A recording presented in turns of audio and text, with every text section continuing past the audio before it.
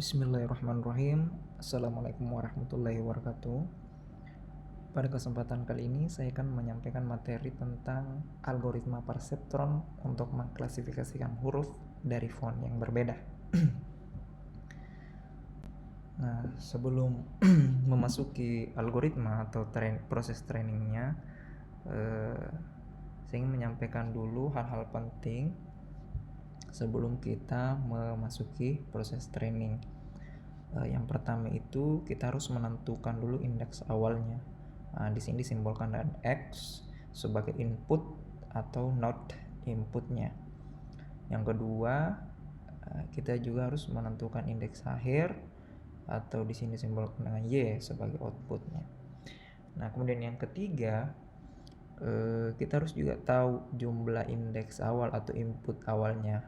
Untuk kasus ini jumlah inputannya atau jumlah X-nya sebanyak 63. Nah, pada saat penulisan skripnya nanti mungkin X-nya itu akan berjumlah 62 saja karena indeksnya dimulai dari 0, tapi jumlah keseluruhannya itu adalah 63. Nah, itu diperoleh dari 7 dikali dengan 19 sehingga diperoleh 63 titik dan output yang akan dikeluarkan itu adalah Y sama dengan 7. Nah, yang keempat, untuk penentuan indeks setiap titik itu polanya bisa vertikal atau horizontal. Yang penting teman-teman di sini adalah konsisten.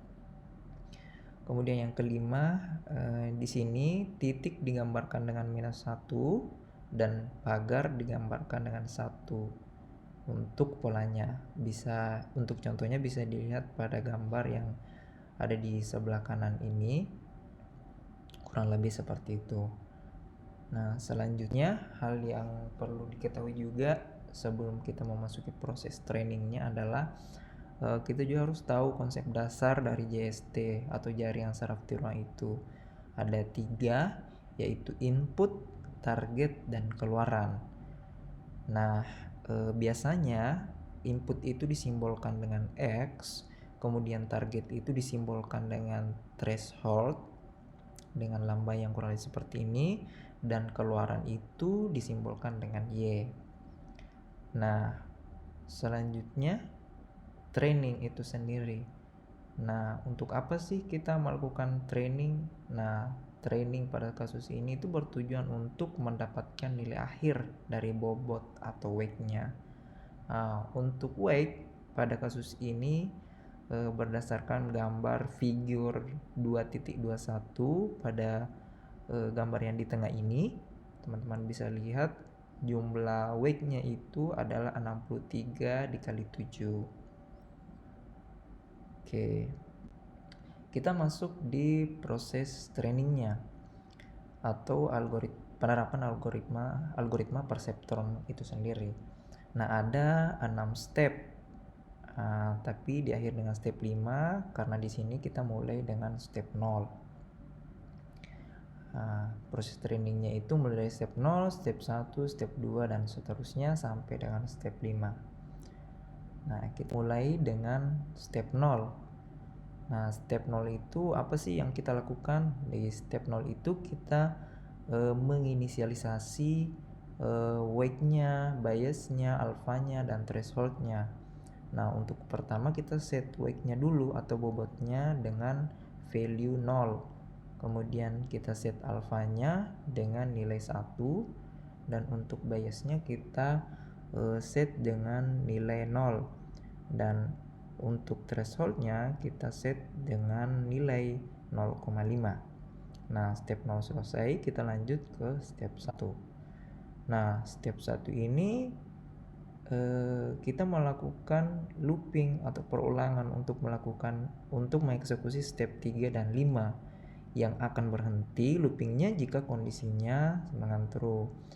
Nah, bisa dilihat di gambar samping ini menunjukkan codingannya atau scriptnya. Kita lihat bahwa kita membuat sebuah boolean yang diberi nama step 1 dan diberi nilai false. Kemudian kita membuat juga float yin,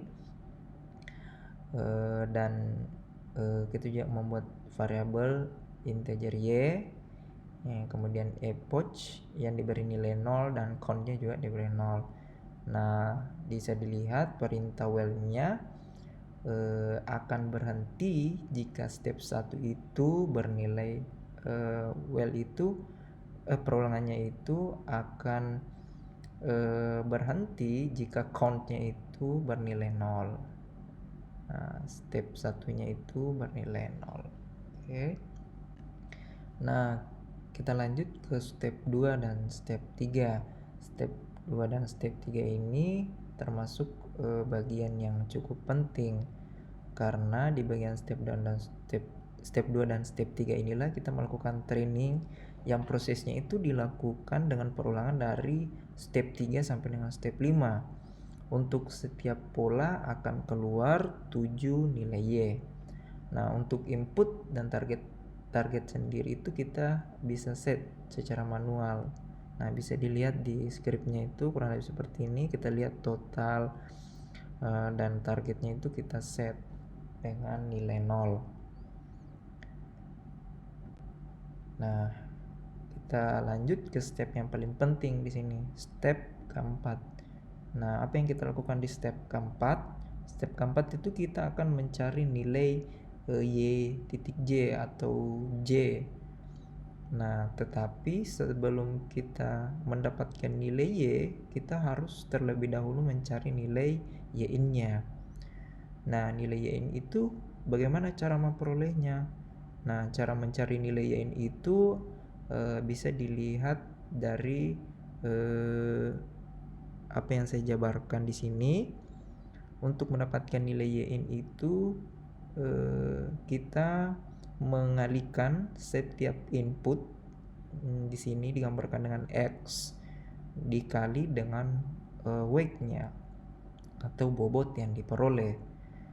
Nah, untuk prosesnya manualnya bisa dilihat di sini. Y-in-nya itu untuk mencari y-in 1 sama dengan B1 ditambah X1 dikali W1 titik 1 ditambah X2 kali W2 kali W2 kali titik 1 dan seterusnya sampai dengan X63 dikali W63 titik 1. Nah, itu baru untuk satu karakter. Hal ini akan dilakukan sampai dengan 7 karakter.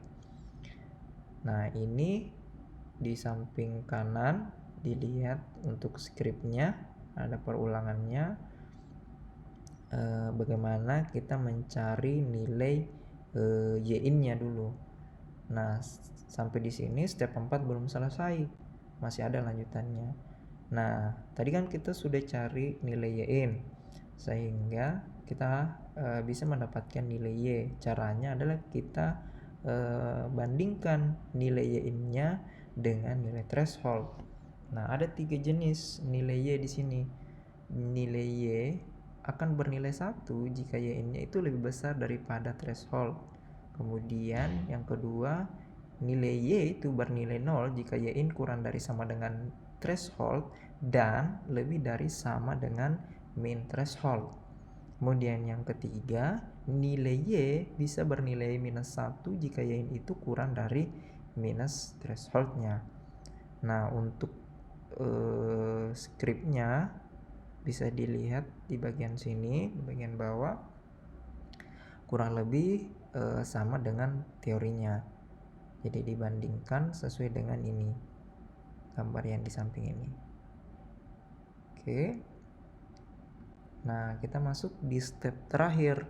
Step terakhir kita melakukan perbandingan. Nah, setelah nilai y didapat, kita membandingkan y-nya dengan targetnya. Jika tidak sama, kita melakukan perubahan bobot untuk 21 pola dan 7 keluarannya. Oke, sampai di sini kita bisa lihat untuk scriptnya di bagian sini. Teman-teman bisa perhatikan kurang lebih sama dengan teori yang ada di modulnya. Oke, sampai di sini saya harap teman-teman bisa mengetahui dan lebih memahami tentang algoritma perseptron untuk mengklasifikasikan huruf dari font yang berbeda.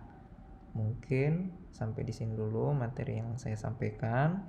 Terima kasih atas perhatiannya dan mohon maaf jika ada salah-salah kata.